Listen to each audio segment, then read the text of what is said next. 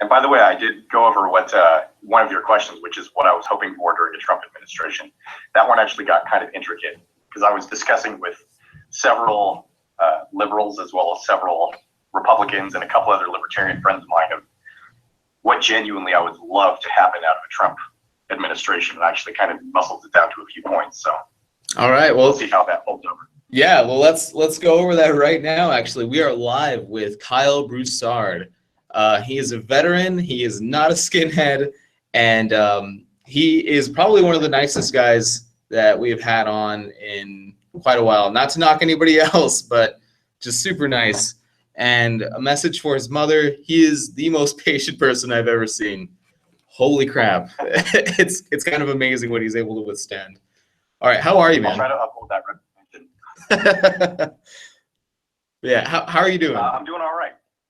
It's been an interesting week. I've had a couple meetings with several people regarding the video. It kind of turned heads really quick. It jumped from maybe 200 views up to 460,000 really quick. And for someone who is not really used to the limelight or used to any kind of a spotlight, which I know to the prominent YouTubers like Phil DeFranco or the Young Turks or something like that, 400,000 views is nothing. But for someone who's just an independent random guy who got filmed, I've been recognized in, I was actually purchasing a firearm that day, and I was buying a fishing license on the same day, and someone actually recognized me in the store. It's like, hey, I think I just saw you on YouTube. You're that skinhead, aren't you? I'm like, it's like, yeah, but the good one. Sure, why not? I'll take it. The virtuous skinhead. And you actually mentioned before we went on air that this has caused you some problems. You were talking about a local news station that was looking to do an interview with you. Can you expand upon what exactly happened? What went wrong? Sure. So this was during an event. It was called the Wall Building Association of University of Washington. It was a fake event put on by a rival school of ours. And the people who had put it on, they really just wanted protesters to come, but there was no intention of anybody to show up to build one of the fake Trump walls. So they did it just to get a rise, which of course worked. There was probably about 75 to 120 people out there protesting. And from me being seen and recognized from about 2 or 3 other protests, including the Milo incident, a couple people recognized me. They did that definite look of like, oh, look, there's that skinhead, blah, blah, blah. And sure enough, they congregated over to me. They started in the middle of Red Square. I was standing at Kane Hall, which if you guys pull up a map of UTEP, it's a good 100 meters away. They ended up coming to me, traveled the whole distance to me, started yelling that I was a fascist, a racist, a skinhead, a Nazi. I've been called a faggot fascist, which is yeah, it's an interesting one. Yeah, that was pretty interesting. But it ended up with maybe 3, 4, 5 people coming over towards me, and then the entire group just flooded, just started screaming at me, top of their lungs, doing the whole hey ho ho Nazi fascist go home or whatever their chants are. They were trying to surround me, which anybody who's been in the military at all, they don't like to be surrounded. So and I actually put it to where my back was against a wall to where nothing could get behind me. And I had a pretty easy vantage point to leave, which of course people kept following me and harassing me, which I'm not really too worried about. But there was Q13 Fox, which is a local news affiliate, not a political one, just a random news outlet. And he asked me, why are they screaming at you in particular? Like, well, they think I'm a skinhead Nazi. Well, are you? Well, no, I'm not. It's like, well, actually, do you mind if I talk to you a little bit? Sure. So I ended up telling him pretty much the same thing you've seen on the video, which was I have alopecia. It's a medical disorder that I got in the military. And he goes, oh, that's crazy. How do you feel about, like, you guys went up, like, you and your friends have gone out fighting for freedoms, and you guys serve the country to protect freedoms, and yet they come home and say that you're not even allowed to talk. So, well, that's the point, is they have to remember where your rights end, where ours begin. I can't use my freedoms to stop your freedoms. So, and I was trying to be civil with them, but the second that they turned on the camera, we got flooded by 30, 40 protesters saying, how dare you give him a platform? How dare you hate? How dare you enable a fascist Nazi such as him? Blah, blah, blah. started putting hands and everything in front of the camera, took a phone out and started blaring music into the microphone so they couldn't hear me. It ended up getting to the point where I was surrounded by different officers with in between me and the protesters so they didn't harm me. I got threatened, said that I better be careful walking out to my car, or better watch my back. A slew of different threats. Yeah, and you actually mentioned that most of the things that they're saying you generally agree with. So why do you think there's this vitriol? Are they even willing to listen to you anymore, or has that been just out the window from the beginning? Well, I think it started. It kind of goes to the herd mentality. Like the hive mind that started propping up was the previous protest that I went to, which is on my YouTube channel, the Women of Color Conference. I was just simply filming. The person said, "You're not allowed to film here unless you're an ally," which I just simply said, "Well, I never said I was or wasn't. Why am I not allowed to film here? It's a free public square." It escalated pretty quickly. And ever since then, I have been marked as a Nazi, skinhead, fascist, so on and so forth. And unfortunately, people in this like into the excuse, hey, I'm not your enemy. If you guys ever need help, like, come talk to me. I'm not a fascist. I'm not a Nazi under circumstance. I've lived with like lesbians. I've lived with people who were different sexuality. None of that really matters to me. It's just simply they have something in their head and they just went with it. Yeah, absolutely went with it. And I think it was actually really funny when they got to their chanting and trying to get you off. There was this guy who was like, "Well, you're a skinhead," and you're like, "Well, actually, I have a medical condition," and then he just gives you this look like, "Oh yeah, right." And it was just like, do you think he just had this medical condition memorized at the top of his head just to say it? I know, right? It would work. I mean, and I think this kind of delves into the whole victim hierarchy mentality. So I've been talking about this for a little while. Now, everybody knows everybody has to be the victim, right? Mm-hmm. But we're at a point where people are failing to understand the hierarchy of victimhood. One beats another. And so the current one that pretty much can do no harm. You're seeing that the Obama administration, as well as the Justice Department, intervened with the Omar Dean, I think his name was, for the shooting. And they actually got involved and edited out his name and the fact that he had sworn allegiance to ISIS when it came to the media coverage. They had that, redacted from the actual list until a lawsuit said, "Well, you have to publish this." Yeah. So, even when you're killing 49 homosexuals in a gay bar and injuring another 50, it doesn't matter. Well, obviously, they feel that this is their only outlet. They can damn near do nothing wrong. Mm. But the same thing is going to, and I know this is going to come off racist because I'm a white guy, obviously, but same thing goes down to women and black people. It's the fact that Muslims win, but if it comes down to a comparison between black people and women, which one is the bigger victim? Mm-hmm. So which one gets to speak? Is it because of race?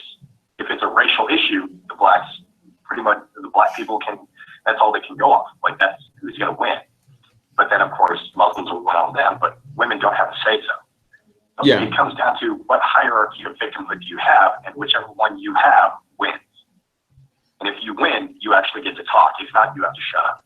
Yeah. Which, as a white, straight, cisgendered male, pretty much that gets me to shut up no matter what. I don't get a say, which is that not the filing identity politics that they were trying to shut down maybe 10 years ago. Yeah, well, some of the conversations you were having is there was that one guy who kept telling you not to center yourself, and I still don't know exactly what that means. And then there was the female who was telling you that you were making people uncomfortable by filming, even though you could see other people with their phones out doing exactly what you were doing. And then they kept telling you this weird thing of listen and get out. And then you were like, wait, well, do you want me to listen or do you want me to get out? And they just kept going back and forth on this.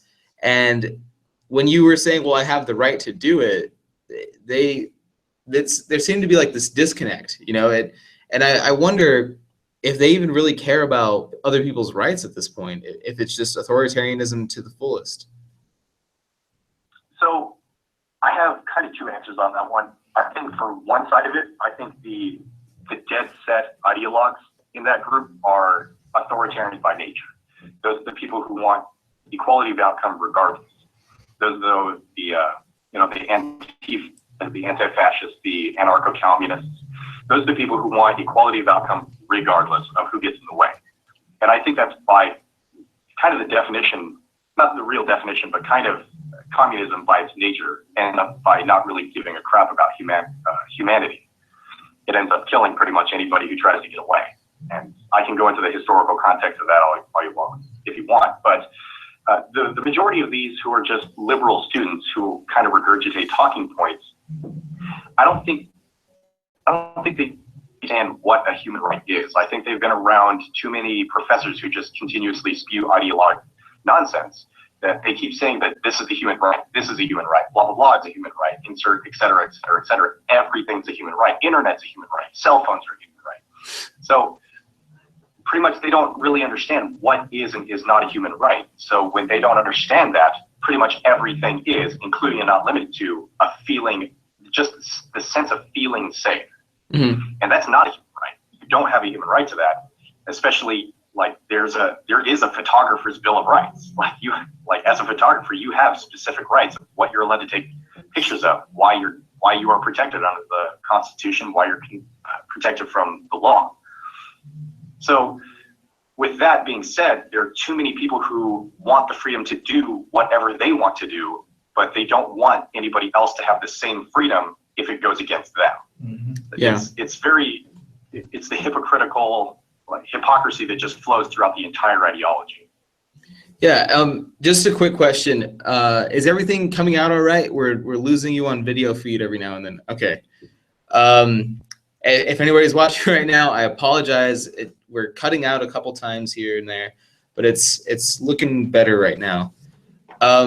So you actually mentioned the historical context, and I would actually really love for you to go into that.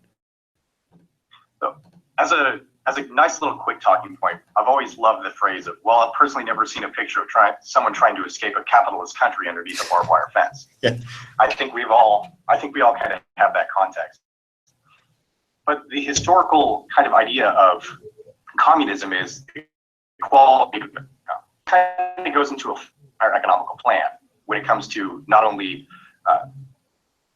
communism, but socialism as well. Genuinely, capitalism, to me, is the only moral form of economic structure. And it's because capitalism doesn't really require a big state to be involved. It's, do you want to mow my lawn? Yes. All right, here's $20. End of capitalist interaction. That's it. Versus corporatist nature, which is what we have today. That's kind of perversion of capitalism, where it requires a state to be involved to give a nice edge to larger corporations that will kind of enact regulation that seem on the surface bad, but it actually ends up helping them because it will cut the profit margins for the mom and pop shops, the lower end of the economic spectrum. They can't afford those regulations, so they get pushed out of the market, and the corporations gain that market share as a result. Communism and socialism do the same thing, but it just centers around the state. Anytime there's a very large state presence, there's going to be pretty much evil enacted out of it. And I will say evil very decisively in this. So if you look throughout history, the economic system for socialism and communism, it requires those who make more stay, because they even out that's the only getting equality of outcome, is the people who don't do anything and try to kind of foster off the system. They will do that, and the only way to actually prop them up, to bring them to middle ground, is to have the rich class get brought down. So those earners, those are the ones who are going to be ending up leaving, but they are forced to stay because they need the income. And if you are not willing to participate, they will kill you, and they will go after your descendants who inherit your business. Or they will completely seize the means of production, which is the definition of socialism, where the state owns the means of production, and they will just take it over. Mhm. and they will own it themselves. So that's where, to the equality of outcome, no matter what, if you are against that, you are in the way of the utopia idea that they have in mind. So by its nature and history, to have a very large state presence normally ends up with a very large death pool at the end.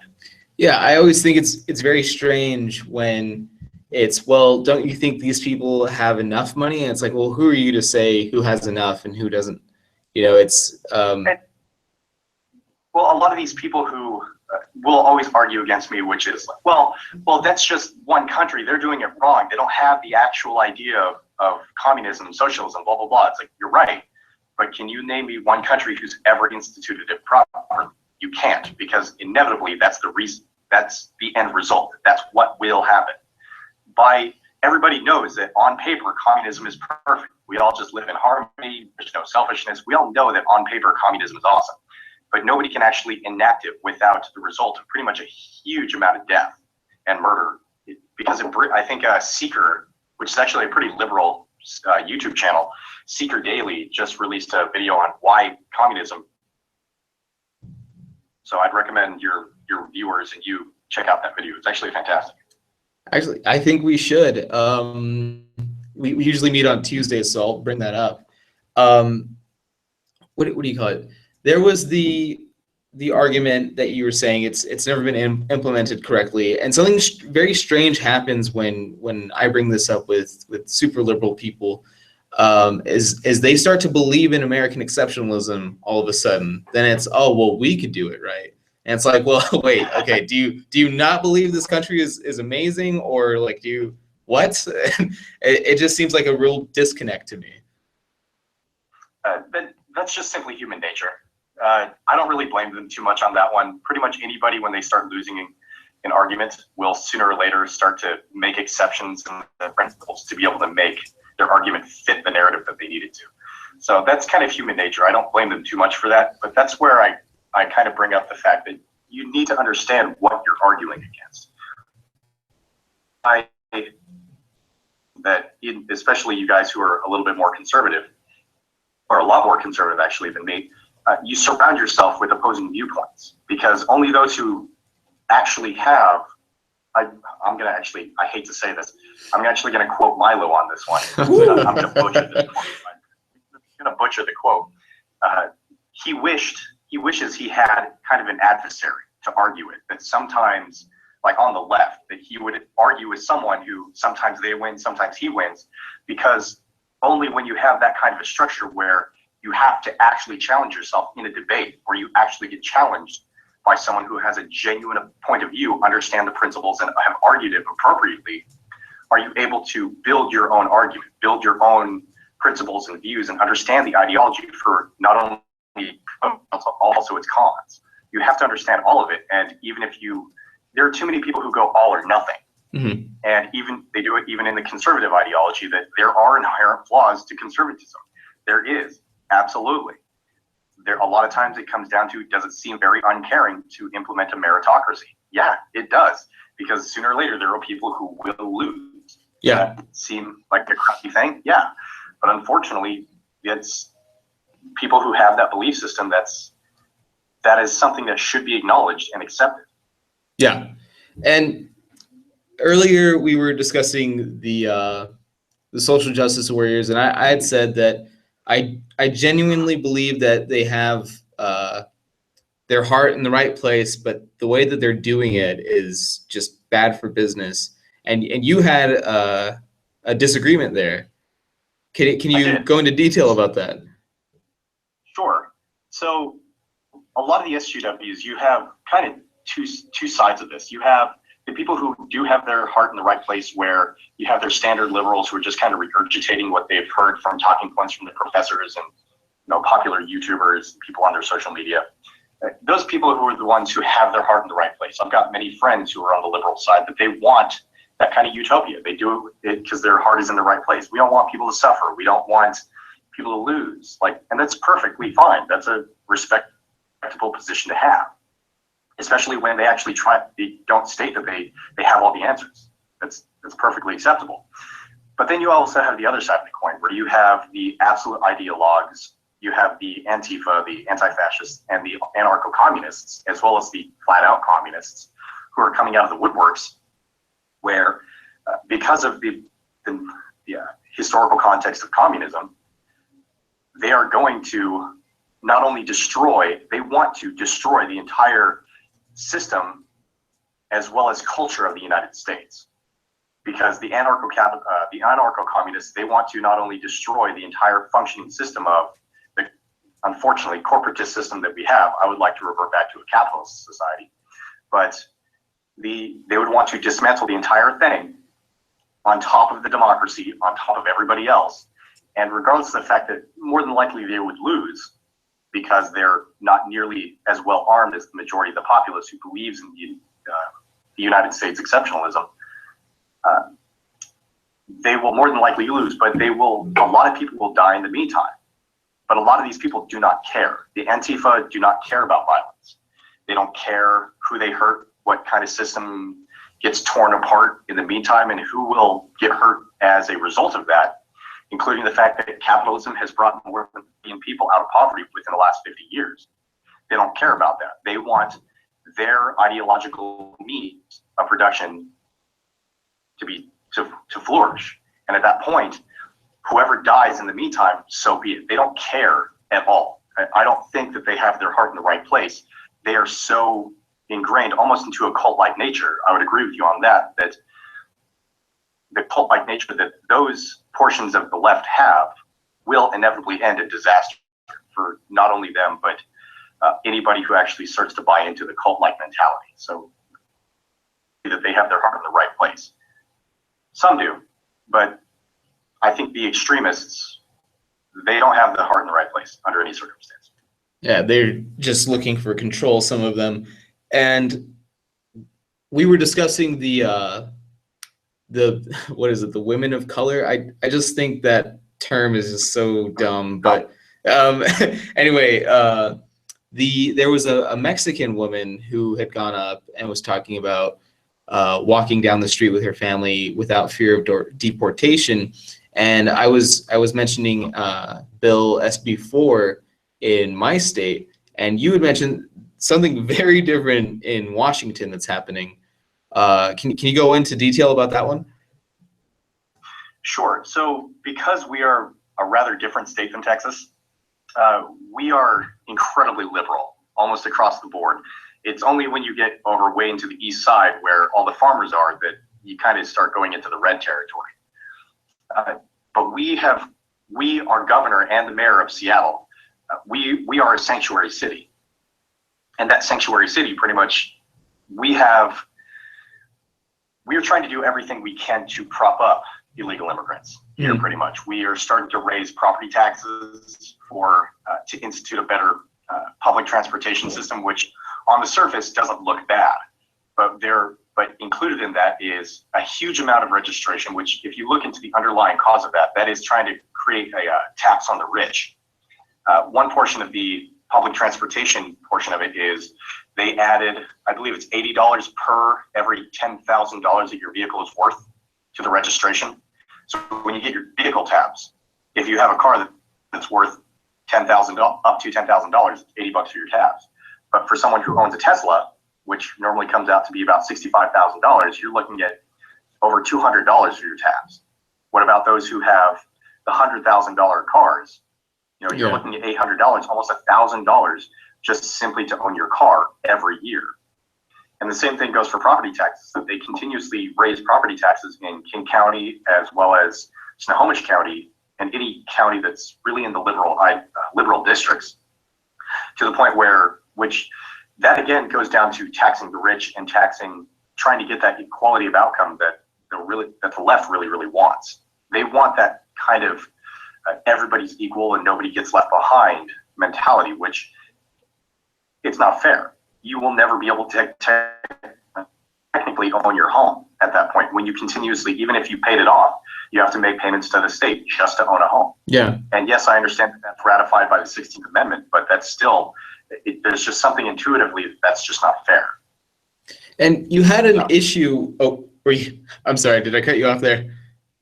No, you're good. And you had an issue with the raising of the minimum wage, an argument that I hadn't heard before. You were mentioning.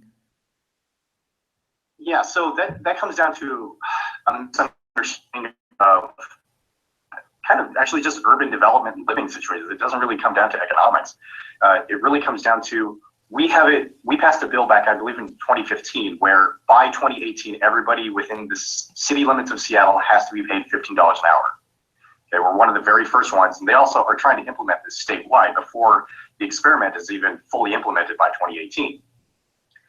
But the issue is the majority of people who work in the city don't live in the city. They live in the surrounding cities. So like myself, I commute into Seattle. I commute to UW, but that's a 30-minute trip.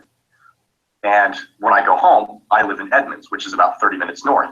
But people primarily who are working in the city, they're traveling from Tacoma, from Federal Way, Renton, Burien. They're living on the outskirts of the city, are able to go in, earn that $15 an hour, and then leave with that $15 an hour, which if you're anything like myself, where the big chunk of my money is being spent on rent, probably like yourself, that rent is not going to the city of Seattle. That's not going to help the economy of Seattle. That's going to help the economy of the surrounding areas. So if you actually look at the geographical regions of Seattle, there's a peninsula on the left, and then there's a nice little kind of a crescent around Seattle full of fantastic cities, that all of these cities are flourishing, and yet Seattle is becoming more and more dilapidated. Not only do we have a huge homeless problem, a ridiculous problem, but we also have the surrounding cities that are just going up and up and up and up, and yet Seattle is just suffering because of it. Places are starting to go out of business. Restaurants who can't sustain a price floor of $15 an hour on labor, they just can't do it. So the bigger places they can, but overall they're trying to implement not only a state income tax to make up for the difference, but they're also trying to, again, raise property taxes to help subsidize some of these places that wouldn't otherwise be able to sustain themselves. So what does this entail for the mom and pop shops, or will mom and pop shops even exist in Seattle after, I don't know, a couple of years of this? Within the next 10 years, personally, now I'm not an economist under any circumstance. I study law primarily. I do like economics. I like to study economics. But more than likely, within the next 10 to 15 years, I don't see any mom and pop shops being able to sustain themselves in Seattle. The only place I think they'll be able to sustain themselves at all are going to be Pike's Place Market, because those are places that they rent an area and they kind of work for themselves. But any place that's an established market where someone goes in, you have to pay employees a minimum $15 an hour that are considered a mom and pop shop, they're not going to be able to survive. They don't have the profit margin that would give them the availability to maintain a price for $15 an hour for labor. And speaking of law, what is the big issue with the transgender bathroom bills? Is it even an issue? So this is, to me, as a libertarian standpoint, I'm not really a conservative. I'm a conservative guy, but I'm definitely not a Republican under any circumstance. It's kind of a non-issue. Every time I continuously hear this argument, it's like, well, the North Carolina wants to keep people out of the bathroom, and there was even in Washington State, we've had laws pop up that are trying to go through committee to ban people from going into certain bathrooms. And even Washington State, Republican proposed, Democrat proposed, it doesn't really matter to me. It's just a non-issue. If you're a guy transitioning into a girl, you're going to use a stall because that's all there is. And if you're a girl transitioning into a guy, you're going to go into a stall because you don't have the right equipment. And if you're post-op and you're a trans guy, I've never personally been into a situation where I'm going to the bathroom at a urinal. I go, wait a minute, is that real? Hang on. Like that, it just doesn't happen. It's just not such a nonsensical argument. And I've tried to argue this about 100 different times with 100 different people, and I normally get the same response. It's kind of comical when it comes down to it, but it's just people who are trying to they're trying to use this as an opportunity to get bills in to really recognize transgender rights and transgender oppression. But the thing is that we have to all come to terms that we all, on either side of the spectrum, either right or left, conservative or liberal, Democrat or Republican, we all want the same thing for transgender people. We really do. Their suicide rates end up normally roughly about 40 to 42%. Result, both sides want that to come down. They do. We just want them to stop committing suicide. It's just how you're going to get there, which is the difference. For the Republican side, some of them are just like, well, you guys are crazy.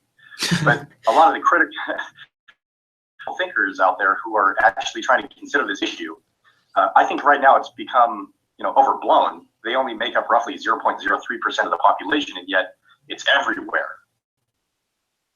Any sense to me.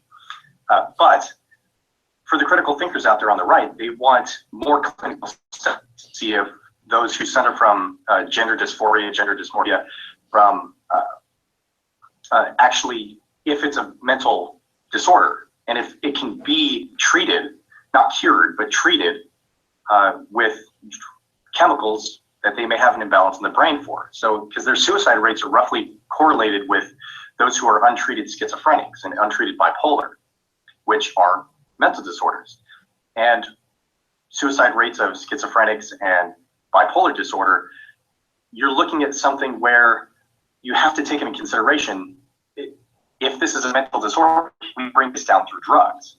And that's not to take away from their personal identity or anything, but the left just seems to have this idea that we'll solve all problems just by treating them better. Yeah. Just treat them nice and they'll just stop killing themselves. But I'm going to steal kind of an argument from Ben Shapiro on this one, where the only time in history that we've ever seen suicide rates of non-psychologically delusional people or people who have psychological disorders at the same rate as those who are suffering from transgender disorder is roughly Jews in Nazi Germany. And if you dare tell me to my face that people who suffer from transgender disorder are treated as badly as Jews in Nazi Germany, I please implore you to reconsider. Yeah, and I have to ask, what is the function of law, or what is it supposed to be? Because it seems to have been perverted a little bit by the socio-political atmosphere that we live in now. So law is essentially the structure that our society has that should give an objective point of view that is utilitarian in base. It is trying to create the most good with the least amount of bad, and put objectively onto the populace so that the society can function properly. It's to give them a means of, I'm having a hard time with the word, but it gives you an outlet to be able to redress of your grievances, okay? And give an arbiter, such as the courts, it gives you an arbiter to really just dictate and decide what actually happened in a situation that would require redress of grievances. But too many people on the left have made it subjective in nature, that everybody should be treated as an individual. Everybody should be seen as unique, and I hate to use the term because it gets way overused, is that special little snowflake. And it's not up to the state to rob you of your identity, but that's not what the law is doing. The law is just simply trying to create the populace that can actually function properly. And that's where Jordan Peterson, and that's where I actually really agree with him, is the fact that the words that we use and the language that we use is there for a reason, so we can all communicate. But the one that they're trying to implement is not for communication, it's to make sure that the subjective matter at hand has a winner and has a loser. So the left-hand side of the spectrum, like the regressive left, is really going to an area that is unfathomable to me, to where they are completely discounting the entire rule of law just simply so they can win their political battles. And when we spoke to him back in November, when he first started fighting bills C-16, he had mentioned that we shouldn't take it so lightly, because a lot of us actually laughed when he mentioned what was going on. We thought, well, this is ridiculous. There's no way it'll ever happen in America. And he goes, oh no, don't take this lightly. And then he says it's already happening in New York, and I think it's 38 or 39 genders that you have to recognize, and if not, then they can press charges or you can be fined or something like that. So the way they structure it in New York is just simply if you fail to recognize them as an actual gender, that you can have repercussion brought onto you by the state depending on the severity of the transgression.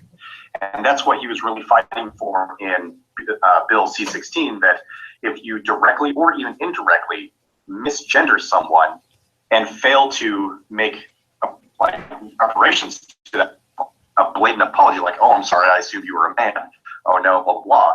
They can sue you and the state can get involved because it would be actually put under the Canadian human rights doctrine. So, but that's where the United States and Canada has a slightly different nature to it, where yes, it can be put in law, but I think that it comes down to more of a danger of precedent.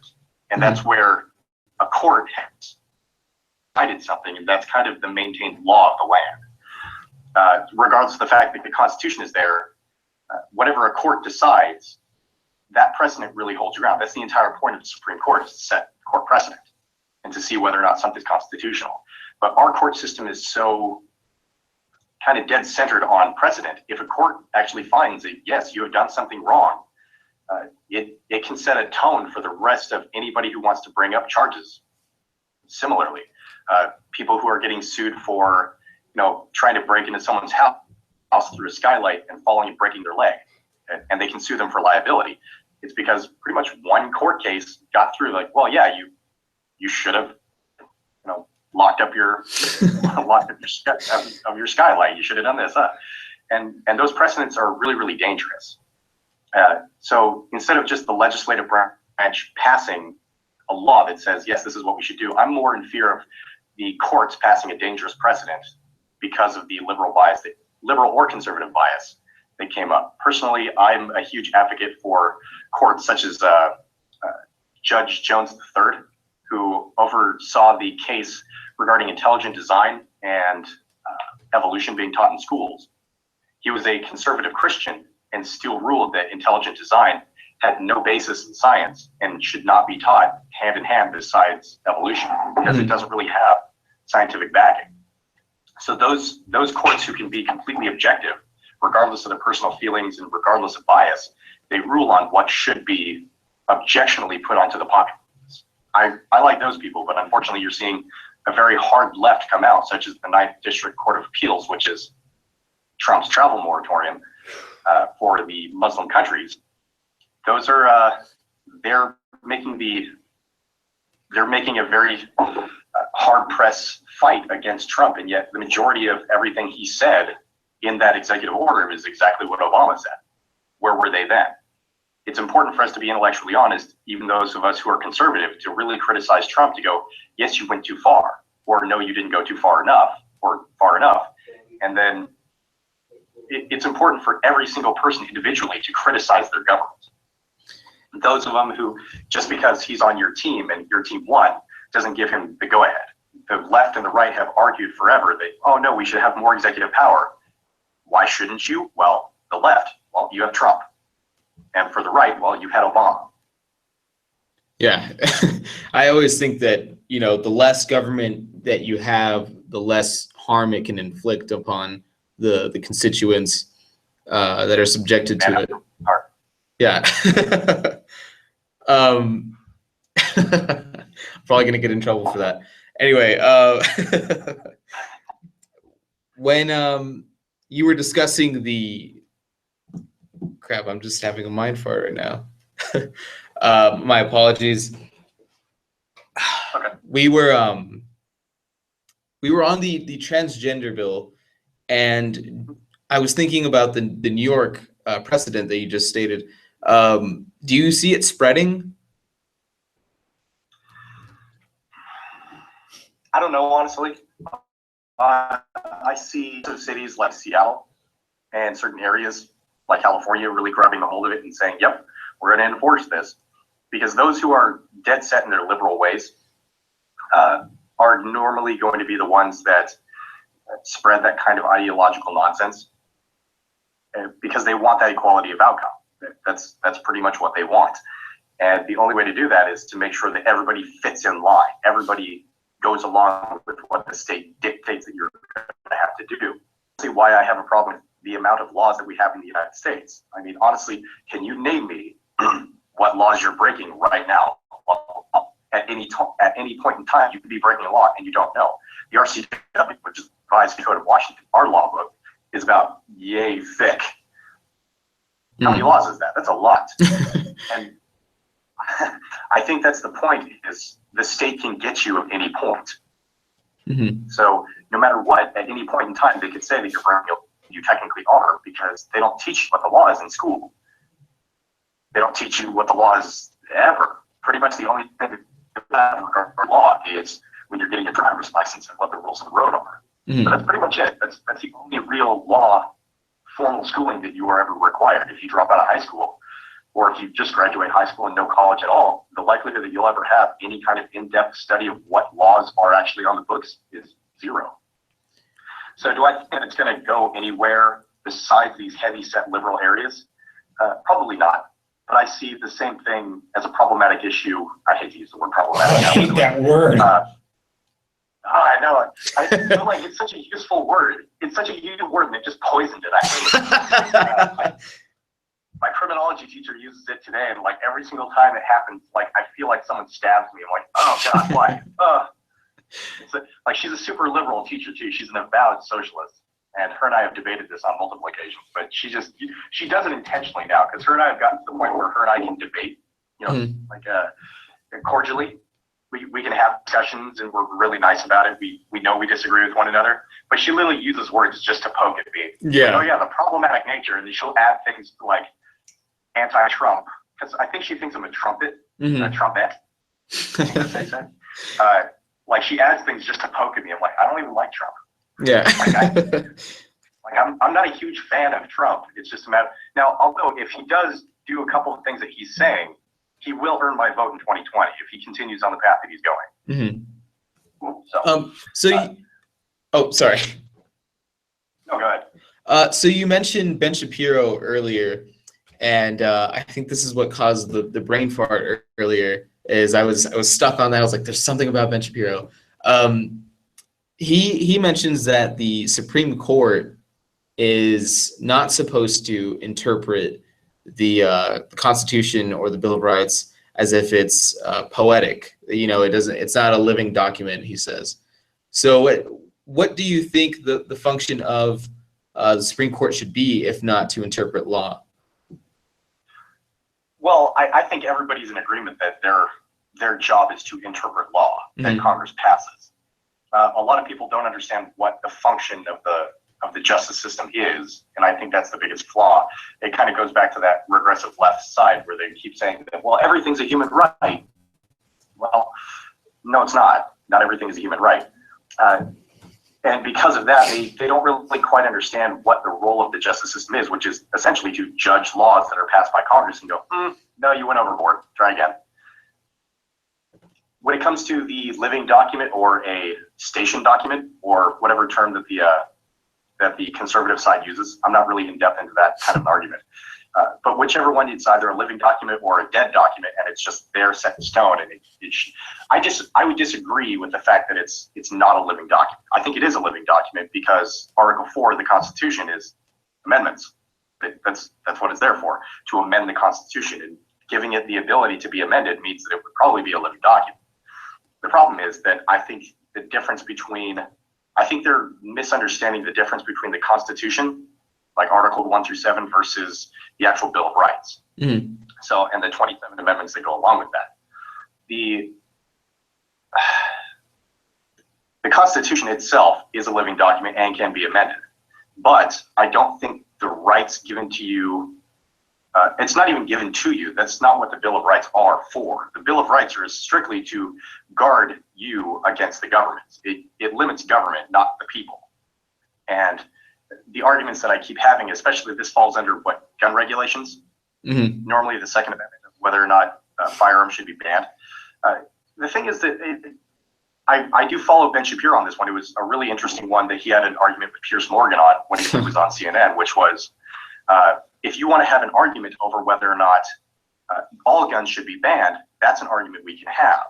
But banning assault weapons doesn't make any sense when they only account for 3% of the gun deaths. If you're going to if you're going to attack guns, go after the ones that cause the majority of deaths, which is pistols. But nobody in their right mind would say, well, why can't I have a pistol? I want to be able to use a pistol in my own home.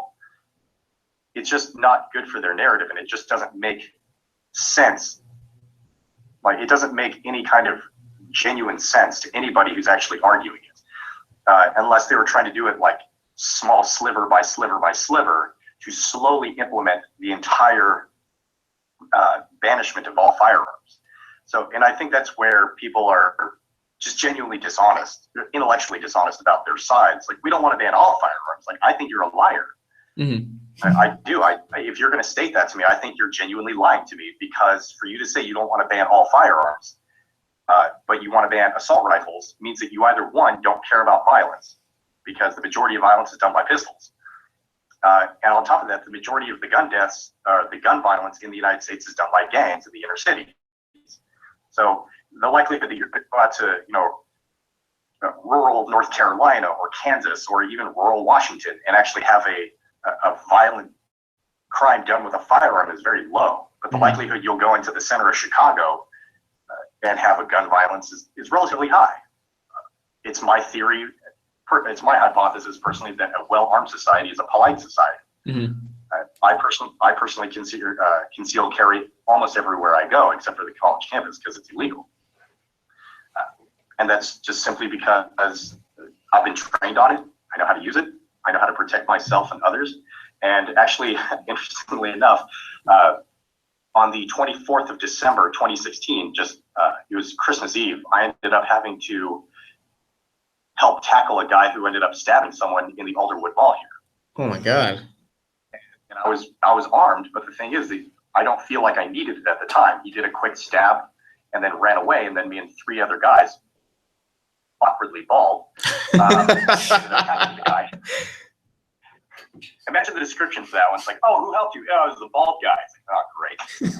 I don't know what it is about bald guys. I guess we're just all overly aggressive and want to get involved in things. But yeah, I ended up helping tackle the guy, and I still have to deal with the fallout from that, because I think I have to go give testimony coming up here in a couple months when he's actually arraigned. But the thing is, for someone to actually tell me that they don't want to ban all firearms, I either think that they, one, are completely delusional or ignorant to the actual statistics regarding gun crime, or they're just dishonest with you. Yeah. Now, at the beginning of us going live, you mentioned the things that you were looking forward to in the Trump presidency. Can you go down that line for me? Yeah, so I did actually have a nice little bulleted outline on my computer that I was almost going to read off verbatim. Unfortunately, my computer kind of crapped out on me. Yeah. So that's why you're actually seeing it via my phone. So my apologies on the quality.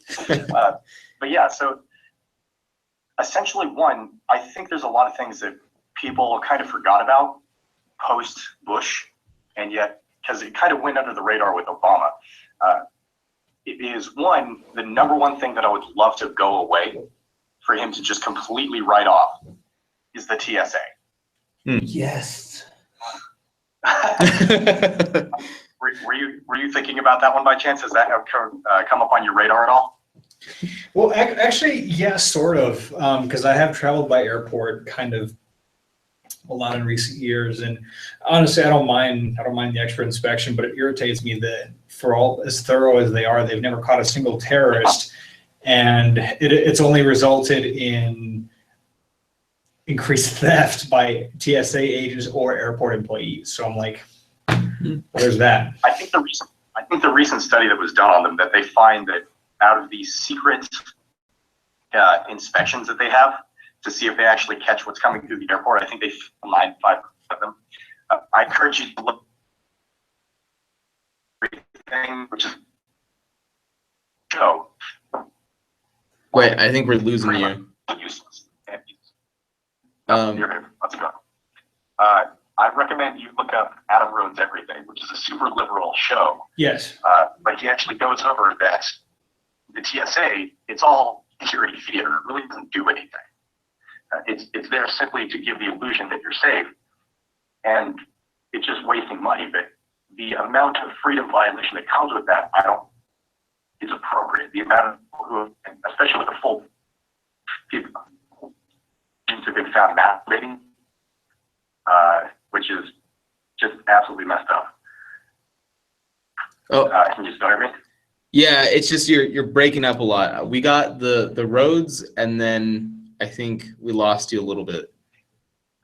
So the body scanners that are used inside of the airports, the freedoms that are sacrificed because of the security theater, it's just too much at this point. I don't mind certain things like taking off my shoes, but when you're having TSA agents masturbate to the image on the full body scanners, that's way too far. People are getting their luggage stolen. They're having a whole bunch of things stolen from them, as well as just people masturbating to the side of you on the body scanner, and the amount of, I think it was just a little while ago where lines were up to like 3.5 hours long and people were missing their flights because of the security checkpoints, because TSA is underfunded. I would personally love to go privatize on that one, because the things that actually were making us safer, which is like locking the cabins for the flight crew and having those things. But picking up your shoe, that was one incident that got caught. Like, it's not going to do anything. Yeah. And what's the next thing on your list of Trump? So this one, I almost feel dirty saying this because of where I started to see this. So I was watching a video on Joe Rogan, and because I'm a big fan of Joe Rogan, he's an awesome guy. He had Alex Jones, who is a crackpot, I will admit. Yes. Alex Jones is a crackpot. Okay. Like, the lizard people are not here. Calm down, Alex. But I recommend looking up the video. It was Joe Rogan with Alex Jones regarding Trump's tax plan. Mm-hmm. And that plan, which is basically if you are a single person under the $25,000 a year, you pretty much get a single piece of paper that says I win, and you send it into the IRS, and you don't pay any taxes whatsoever. I like that. I know, right? And then, of course, if you are a married couple and you make under $50,000, I believe it was, you pay same thing, 0. While all companies pay 15% across the board, and everybody else who makes over those poverty lines pay a flat rate. And I've been a huge fan of flat tax, simply because the progressive tax system that we have in place currently is so unfair to any person who actually has put in risk and gotten the reward for it. My brother owns a company, a construction worker, and he owns his own business. It's Broussard Home Services here in Washington State. He's based out of Puyallup. By the way, if any of you want anything done and you're in the Puyallup area, use Broussard Home Services. You heard it here. But he's genuinely a great contractor, but he put in a lot of effort to try to actually build his business. But the amount of regulation that is put on him has made it absolutely a headache for him. So it's made it almost impossible to thrive as a budding business. And that mom and pop shop that opens up something small, the likelihood that you're going to succeed is very, very limited because of the regulation and the corporatist nature that we have here in the United States. That's the one where the state uses regulation to really gain control of the market, like give advantage. It's counterintuitive the way they do it on purpose. They enact regulation that seems like it's bad for corporations. But the thing is, their profit margins are significantly bigger than the mom and pop shop, and they can actually absorb the brunt of that regulation versus mom and pop shops who can't, and they end up going out of business. And then who gets the share of that market? The big guys. So counterintuitively, that huge regulation is not bad for the corporation. It actually ends up being really good. So, but that's one thing that I would really hope is his tax plan. Honestly, I did not vote for Trump in 2016. I actually ended up voting for General Mattis, the guy who ended up being the Secretary of Defense. Yeah. Wow. Hey, I'm a Marine. Like, we gotta stick together. You guys are bros. like when both sides fail to actually earn my vote, and I think that's the biggest portion of why we still have party politics, is the fact that it's like, well, I'm a Democrat, so I'm going to vote Democrat. Oh, well, I don't like Trump, so I'm going to go Hillary. Like, no one earned my vote. Jill Stein is a crackpot because she believes in the healing power of crystals. Well, when you get cancer, tell me how quartz really helps you. And then Gary Johnson lost my vote when it came to his absolute I think his aggressive approach on policing language, especially as a libertarian, when it came down to illegal immigrants, like they're not evil, they're real people. Yeah. Calm down. Like just words, calm down. And then of course he's also an avid supporter of Black Lives Matter, which I do not support Black Lives Matter. Yeah. And I know Neither do we. a lot of the any liberals who actually watch this stream, which is probably going to be zero, no offense. But any liberals who say that's like, oh, of course the white bald guy doesn't support Black Lives Matters. But honestly, I did it at first. When they really sprouted up right after the George Zimmerman case, I supported their cause. Like, yeah, I mean, I don't think anybody should be targeted by them. When they started releasing ideas on reparations, that's where I started getting away from them. Yeah. I don't like it kind of goes back to the gun issue, by the way. I'm going to go off on a small little tangent regarding reparations. So that kind of idea where it's like, oh, we want to ban all assault rifles. It's kind of the reparation argument that I keep hearing, which is whether or not they never actually say, do they or do they not deserve reparations? That's the argument that I keep hearing, but it's not a matter of that. It's I want to turn the argument to understand if they do, and that's a big if, the United States paying it. And that's a big question for me, is because the United States, we've paid reparations for a couple things, like the reservation, like the Native Americans on the reservations, as well as the Japanese internment camps. But those are very different than reparations for African Americans. And I will say African Americans because they were African, they were brought to America. Mm-hmm. That's very, very different from Black Americans now. But so the African Americans that were brought here, the big difference between those is slavery happened for about 300, 400 years on the American continent. When did America start? 1776. So we had slavery here for 85 years, roughly, like 80 some odd years. 89. After the founding of our nation versus the 400 years that it was going on. So if you come to the conclusion that if you do deserve reparations, why are you not going to the British, the French, and the Spanish? Right? Exactly. Shouldn't they be the ones who's on the hook, not the people who adopted you and had conflicting ideologies on, we want a free nation where the government can't take your property, but we also want a free people. And with African Americans being seen as property at the time, those are very conflicting opinions. And that's a really big conundrum to be in. So at the time, they did something hugely progressive, which is the 3/5 compromise, but by today's standard, that's barbaric. How dare you?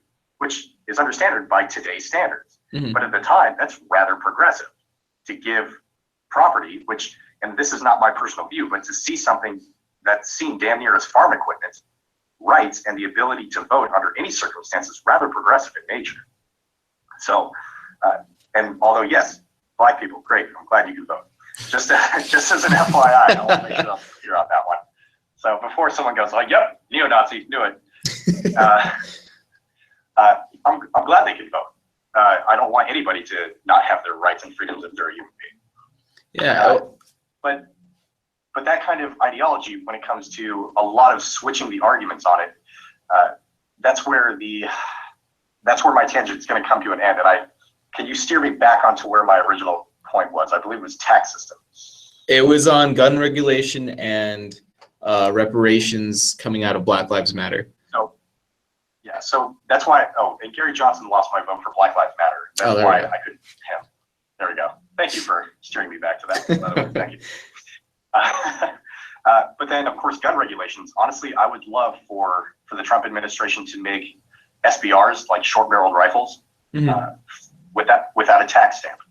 It's nonsense to have an extra tax stamp. That's just ways to get more money out of the people, as well as suppressors. And that's simply because people don't understand what suppressors are and what their functionality is. It's not the pew-pew that you hear in the James Bond movies. Yeah. It brings it down to roughly 85 decibels, which is essentially what brings it down just below hearing damage. And if anybody's ever fired a gun inside of a house or an enclosed facility, if they've ever done that without hearing protection, which I don't know how many of you wear hearing protection while you're sleeping, if you ever had a home invader and you had to use a gun to protect your home and family, you're deaf. Mm-hmm. you are dead. Imagine trying to fire a second time after you fired the first one, and all you hear is a big ringing in your ears. You're not going to hear a damn thing. So I would like suppressors to have taken off the tax stamp, and I would like them to be the regulation completely taken off of them. Like no one's gonna be able to say like, oh, an assassination and nobody knew about it because someone was using a suppressor. Yeah. It's like, no, all you've done is made your enemy, if you are like, let's say you're assaulting something, you've made your enemy think that instead of using a 45, you're using a 9mm. Mm-hmm. And no one's gonna go, oh, it's okay, they're using a 9, we're safe. Like, they heard gunfire, they're gonna go, oh crap, I just heard gunfire. Oh my God. So I recommend looking up YouTube videos with people using suppressors and the difference between non-suppressed and then suppressed. There's not much difference. It just makes it where you're not going to go deaf from hearing it when it goes off if you're not using hearing protection. As well as a nationwide recognized concealed carry. Yes. So there are too many, like my state, my concealed carry license is recognized, I believe, by 37 different states. I believe, I may be off on that number, but I can't go into California, Maryland, the District of Columbia. Thank you. I'm sorry, I'm boring you. No, I'm sorry. Long day. It's okay. I'm a gun owner. I like this stuff. So, but there are so many different states, especially like California, where I can't bring my firearm. I think it should be considered just like a marriage license. If you're married in Washington, it's recognized in California. Same with like a driver's license. Why is my concealed carry license not respected in certain states? I think it should be if you have one, and the states can put on restrictions of who they give them to. But if you have one from one state, it should be forced to be recognized by other states as well.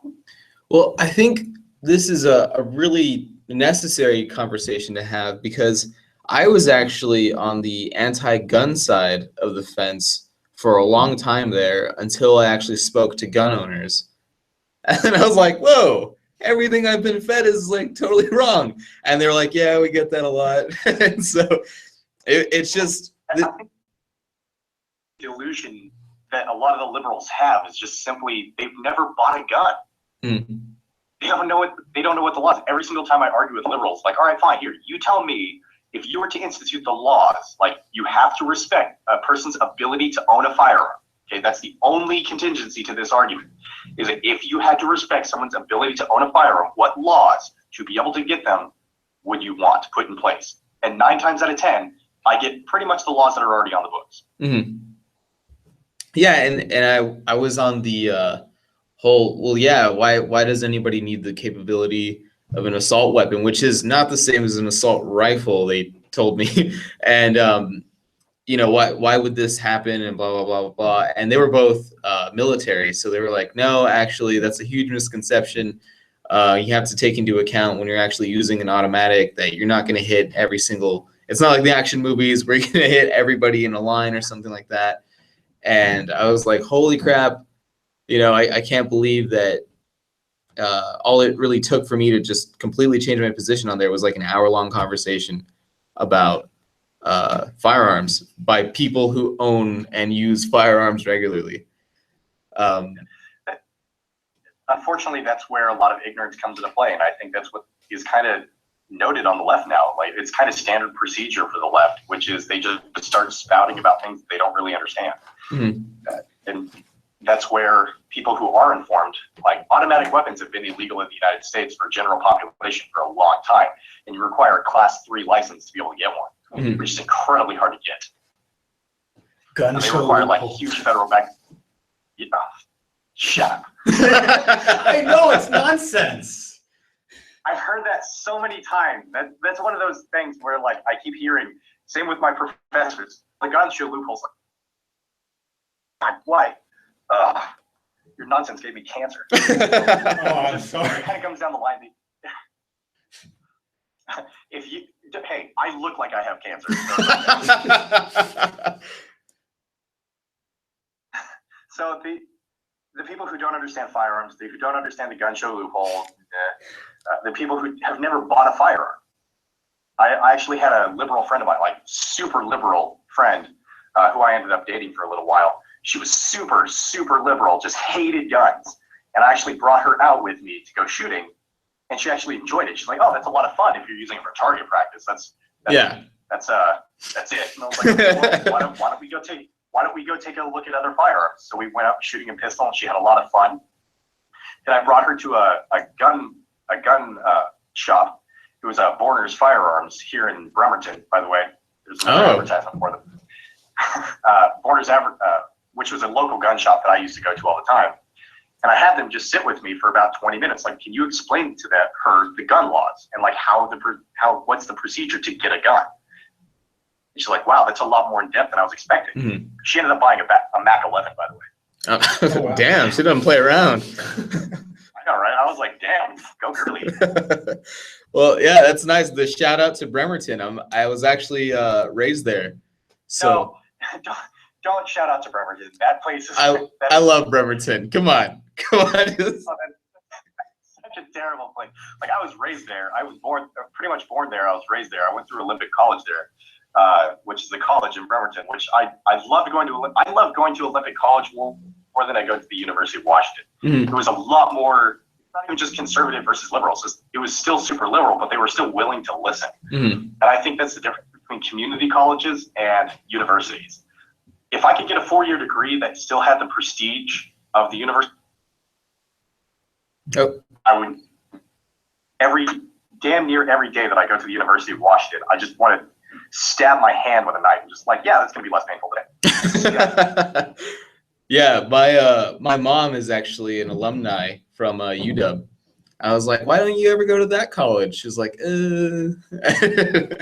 So it was always a kind of an interesting ride on the ferry. Oh, so you were actually a pretty good Washingtonian then. Yeah. You've been in Bremerton. Your mom graduated from UW, which is a tragedy. Why'd you head over to El Paso? So my dad got out of the Navy, and he was like, hey, it's really expensive to live over here in comparison. So let's go to this place. And I was like, what the hell is Texas? And so when we came down here, I like completely hated it because he was like, let's be near family. And I'd never met my family. So it's a whole long story, a lot of nosebleeds because of the dry weather. So it was not I had the fun. same thing when I first joined the Marine Corps. Yeah. Like, I went from Washington State, which is like really humid, or like really wet, kind of like the air is really moist. And then I got down to California and San Diego. I'm like, oh my God. Kill me. What the hell is this? Yeah. I didn't know air could be this dry. Try living here. It's a desert. I hate it. Yeah. Oh man, I got sick all the time, and my dad would always be like, "Oh, they don't make." It's a completely different climate, Dad. Completely different climate. You know, I couldn't adjust fast enough. I hate it here. I want to go back. But I want to thank you for taking the time out of your day to do this with us. We're here with veteran Kyle Broussard, and I'm sorry. Thank you for your service. I didn't do that at the beginning, but you know, it is a pleasure to speak with a veteran. And by the way, you know, awkwardly enough, if you actually talk to veterans, like and a lot of veterans will hate me for saying this, there's like two kinds of veterans. Mm-hmm. There's the kind that just did their service, did their time, like they got out, they had a good time, have a good day. Mm-hmm. And then there's the other kinds who are, so have you thanked me recently? So, the ones who like change their profile pic to like them in uniform every single Veterans Day or Memorial Day. Like those are the kinds of veterans that you kind of want to avoid. You're just like, oh God, you're gross. So, but yeah. So honestly, like even if people don't thank me for my service, like that's honestly not a big thing for like the majority of service members. So no big. Yeah, well, yeah, thank you. And this is Kyle Broussard. You can find him on YouTube under his name. Are you on Twitter or anything like that? I'm not on Twitter because I'm not that big of a narcissist. Plus, honestly, being on Facebook alone, I am on Facebook. If you want to find me, friend me, feel free. I normally accept people simply because unless you're there to harass me, I'll just unfriend you because that's what adults do. Mm-hmm. I'm gonna cry my eyes out if you criticize my opinions. It's like, you're a racist. Like, oh no, look at this thing. Like you just delete them or just block their comments or just grow a pair and not be a little, like, I'm gonna swear, like, just don't be a little bitch about it. Like, seriously, just be an adult. Like, I really love Milo in that is the fact that it's like, yeah, if women want to be on the internet, there has to be with the whole thing about the internet. We don't have to coddle to you. Yeah. Same thing with men. If you're going to be on the internet, grow up hair. Just don't be a wimp. Mhm. Get some thicker skin, for God's sake. But yeah, if you want to criticize me on Facebook and call me a Nazi too, like, I'm welcome to the comment. Yeah, the virtuous skinhead. Do you have a couple minutes to stick around after we end the broadcast? By the way, I think I'm actually going to rename my YouTube channel The Virtuous Skinhead. All right. Do it.